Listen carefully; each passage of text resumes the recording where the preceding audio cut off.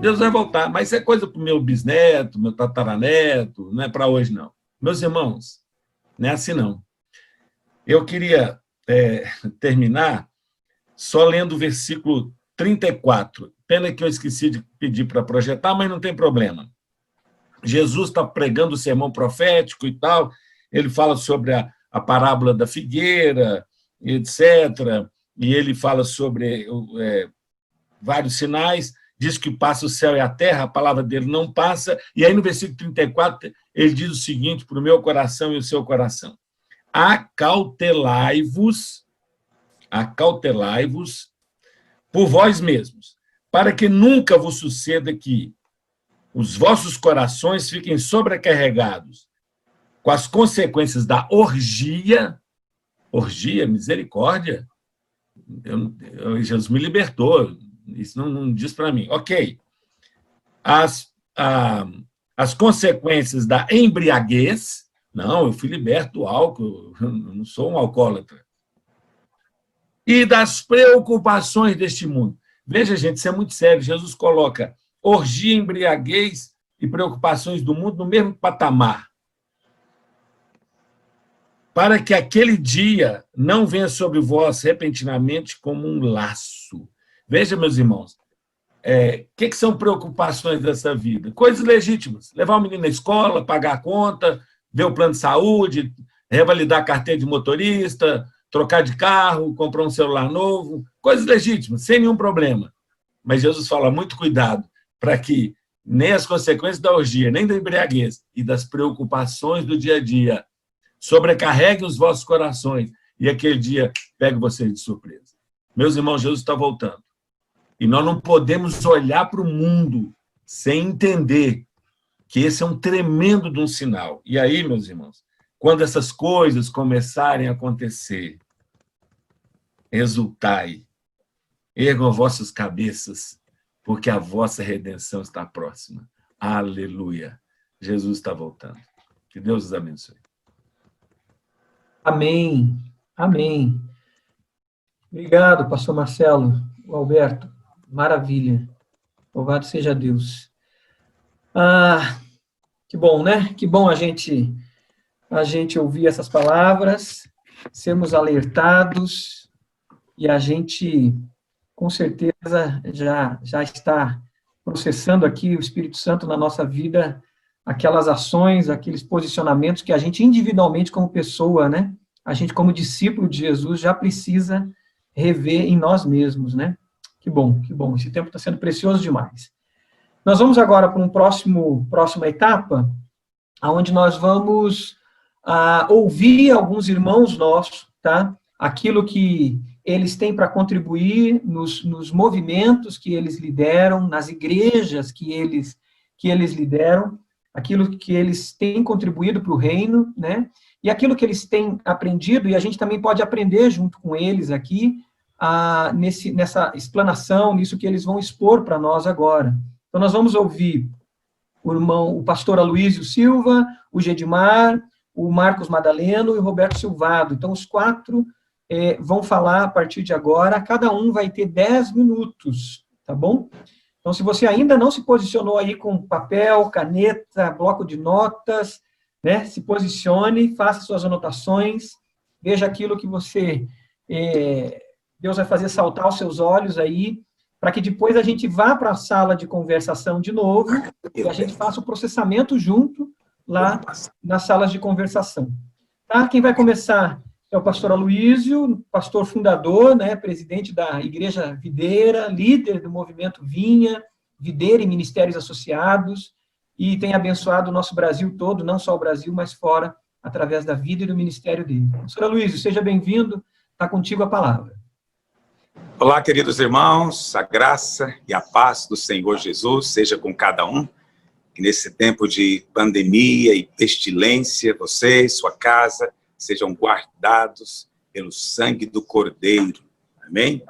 Eu espero que todos estejam me ouvindo. Está tendo algum problema de comunicação? Está normal? Está ótimo. Ok, deixa eu continuar então. Eu quero agradecer a oportunidade de expor, falar um pouquinho da nossa experiência, como já foi apresentado. Sou o pastor Aloísio, Eu sou pastor em Goiânia, sou pastor há 32 anos, dedicação exclusiva, sou pastor da Igreja Videira, mas sou presidente da Vinha. Vinha é uma associação de igrejas, nós somos 1.200 igrejas associadas. Nós somos igrejas em célula, nós trabalhamos com a célula. Para nós, a célula não é um departamento, nem uma simples estratégia. A célula é a vida da igreja acontecendo. E o discipulado, como princípio também, para nós é muito importante. E hoje eu já ouvi vários irmãos compartilhando, e eu fiquei pensando o que eu posso dizer para acrescentar ou para enriquecer tudo que já foi dito. Então, eu fiquei pensando em alguns pontos que traduzem a nossa prática de discipulado. Nós somos uma rede de relacionamento. Toda igreja local, ela funciona como uma rede de relacionamento. Então, essa rede funciona da seguinte maneira. Primeiro princípio para nós fundamental, o discipulado é a Cristo e não ao discipulador. Então, toda a expectativa do discípulo está em Cristo e não na pessoa, no homem, naquele que está discipulando.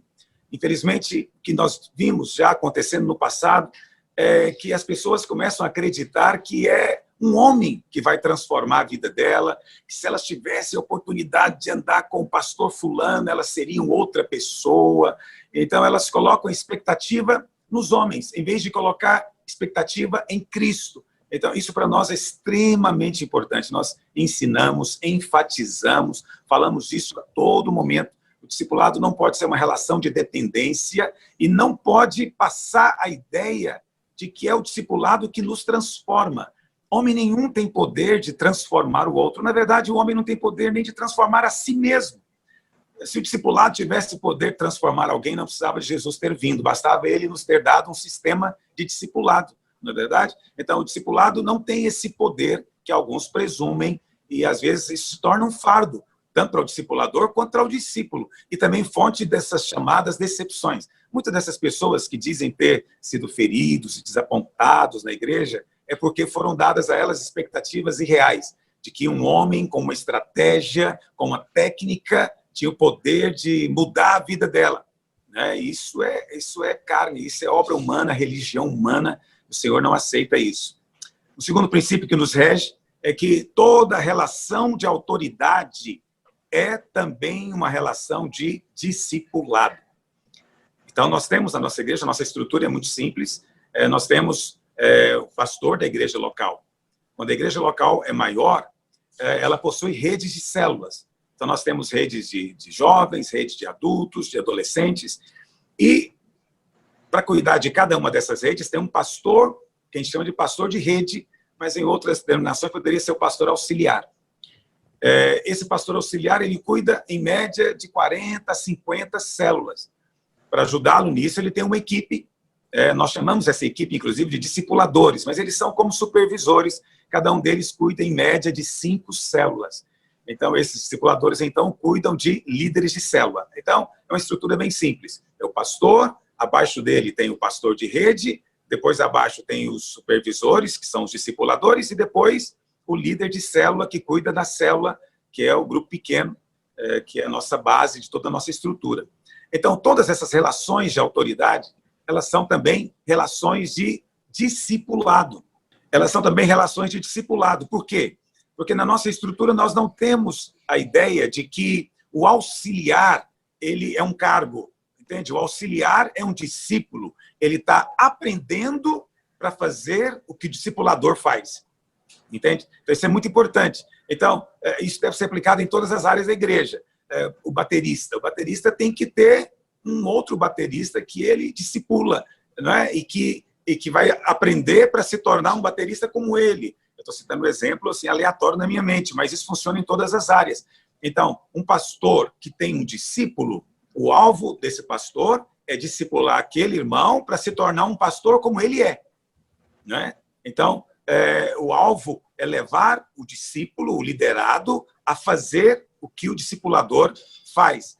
Entendeu? Então, por causa disso, um terceiro princípio é que o foco no nosso discipulado não é no ser, mas é no fazer. É óbvio que numa relação de discipulado, né, ela chega a ser também até uma relação de paternidade espiritual. Obviamente, a gente vai corrigir, exortar, tratar todo o comportamento que está contradizendo o ensino da palavra de Deus.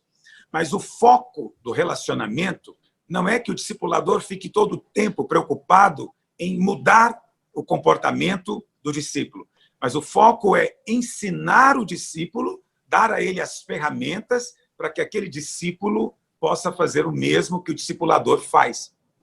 Não sei se vocês estão compreendendo o que eu estou dizendo. Então, um pastor, né, que tem um discípulo, o alvo desse discipulado deve ser transformar aquele discípulo num pastor como ele. E, nesse sentido, ele vai ensinar, então, o discípulo a fazer o que ele faz. Então, se ele aconselha, vai ensinar a aconselhar. Se ele dirige o culto, vai ensinar a dirigir o culto. Se ele prega, ele vai ensinar a pregar. Se ele expulsa demônio, vai ensinar a expulsar demônio. Não importa o que o pastor faça, esse fazer tem que ser reproduzido na vida daquele discípulo que está andando com ele. Obviamente, quem anda com o pastor é porque deseja ser pastor também. Um quarto ponto é que o alvo do discipulado tem que ser a multiplicação do ministério. O que acontece muitas vezes é que não existe um foco, uma direção, um alvo nos relacionamentos de discipulado. Por isso, na nossa igreja, nós temos discipulados em todas as fases. Então, o novo convertido que chega na vida da igreja, ele é discipulado, não é? Depois, ele cresce um pouco mais, ele vai se tornar um líder, ele vai ser discipulado a se tornar um líder. Então, todo discipulado visa um objetivo. No caso do novo convertido, ele vai passar por um processo que não é longo, mais ou menos 3 meses, é um discipulado inicial para ele poder se batizar. Então, tem um começo e tem um fim. Não é um relacionamento indefinido.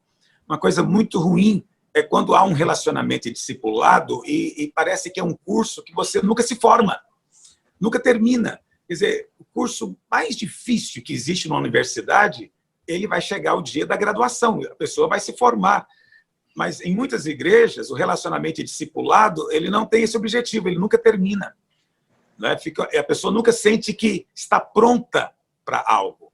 Então, cada fase do discipulado deveria ter uma conclusão efetiva em que a pessoa recebesse um selo dizendo, olha, você está pronto para isso. Você agora está qualificado para realizar essa tarefa ou desempenhar essa função na vida da igreja. Então, o relacionamento discipulado deveria ser colocado com clareza desde o princípio, para que tanto discipulador como discípulo saibam, vai ter um começo, nós vamos desenvolver dessa maneira e vai durar tanto tempo, né? Vai ter tal duração. Mas alguém pode questionar, mas e um discipulado, por exemplo, que é para ajudar um casal, né? Então, um casal mais velho vai ensinar um casal mais novo como ter uma vida conjugal. Isso não teria um fim também? Então, eu acredito que todas as áreas da nossa vida, não importa qual seja, ela precisa chegar a um ponto em que a pessoa possa dizer, fui qualificado, terminei um processo, concluí. Então, esse entendimento de conclusão é muito importante para nós. Isso aqui é o apito avisando que meu tempo está acabando, só para eu não me esquecer. Estou encerrando com você. Nós temos 2 coisas que nós falamos também. Nós optamos pelo discipulado em grupo. Por que optamos pelo discipulado em grupo? Várias razões. Eu entendo que o discipulado 1 a 1, conheço o pastor Ele, muito meu irmão, meu amigo, respeito demais, e acho que funciona também, mas nós escolhemos o discipulado em grupo porque tem mais dinâmica. O discipulado 1 a 1, quando os 2 envolvidos, né, eles não têm aquele carisma, aquela capacidade de conversar, de se abrir, pode se tornar uma coisa enfadonha e às vezes é só cumprir um roteiro ali semanal, pode se tornar muito cansativo. Acho também o discipulado 1 a 1, ele falta o feedback de uma terceira pessoa, às vezes, no relacionamento. E em grupo, a coisa é muito mais dinâmica, porque aí nós não aprendemos só com o discipulador, a gente aprende também com o irmão que está do lado, né? Porque nós entendemos que todo crente, ele precisa de 3 tipos de relacionamento na vida dele, não é? Ele precisa de ter um Paulo na vida dele. Paulo é o discipulador, é alguém que tem autoridade, que pode falar naquele ministério, naquela área da vida dele. Ele precisa de um Barnabé, que é alguém que anda junto com ele, é o companheiro, é aquele igual. Ele precisa de um Timóteo, que é um discípulo, alguém com quem ele possa também exercitar o que ele tem aprendido. E nós entendemos, então, que toda a estrutura flui a partir daí.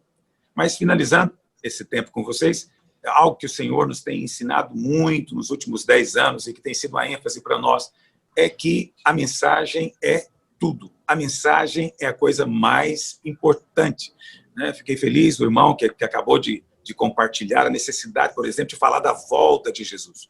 Então, às vezes, nós nos envolvemos falando de tantas coisas e nos esquecemos que tem uma mensagem, nós somos encarregados de uma mensagem. E no final das contas, o alvo do discipulado é encontrar pessoas idôneas que recebam essa mensagem e que vão retransmiti-la. Nós estamos aqui sustentando um testemunho, guardando essa mensagem, né, preservando ela de todo tipo de engano e de todo tipo de impureza, para que uma nova geração pegue e leve adiante. Então, para nós, o Evangelho da graça, a mensagem é o centro de tudo. Tudo na igreja gira em torno da mensagem. Quando não há uma clareza completa dela, o encargo genuíno por ela, as outras coisas tornam-se, às vezes, um fim em si mesmo. O discipulado não é um fim em si mesmo. Ele é uma ferramenta para algo maior. Esse algo maior é sustentar o testemunho do Evangelho nessa geração por meio da edificação de uma igreja prevalecente. Amém? Então, basicamente, são esses os princípios que a gente tem aplicado. O Senhor nos tem abençoado, temos crescido, temos avançado. Nossas igrejas têm avançado muito nas cidades onde estão. E só para finalizar, o que acontece, se você entrar no discipulado, eu vou dizer isso para aqueles que estão participando desse evento, que porventura ainda estão analisando esse processo. Se você entrar no discipulado, entenda o seguinte, no final das contas, você vai ter que abrir igreja. Porque você vai ensinar pessoas a fazer o que você faz. Mas se você não der para ela a oportunidade de fazer o que você mesmo ensinou para ela, tudo terá se perdido. Então, nós, no final das contas, a célula não é o alvo final, nem o discipulado é o alvo final é a expansão, é a plantação de igreja. Então, eu quero louvar a Deus, nós somos um ministério e nosso foco é sempre a expansão. Hoje nós estamos em 30 países, estamos abrindo igreja. Nós temos em Goiânia um seminário, nós trazemos alunos de fora. Hoje nós temos 15 países aqui representados. Nós estamos discipulando, treinando, porque entendemos que é assim. Você ensina a pessoa a usar uma ferramenta, você tem que dar espaço depois para ela usar essa ferramenta. Senão você vai criar uma tensão dentro da sua estrutura, você vai criar uma pressão dentro da sua igreja, que pode até resultar em divisão ou algo assim. Então é preciso, desde o começo, ter essa clareza. Não é simplesmente levar alguém a ser maduro, é alguém que vai desempenhar o ministério que você também desempenha. Amém? Que Deus possa abençoar a todos, seu coração seja inspirado nesses dias para servir a Deus com alegria. Obrigado, pastor. Que maravilha. Obrigado. Essa é a igreja prevalecente, que avança, né? Que maravilha. Obrigado, pastor Aloísio.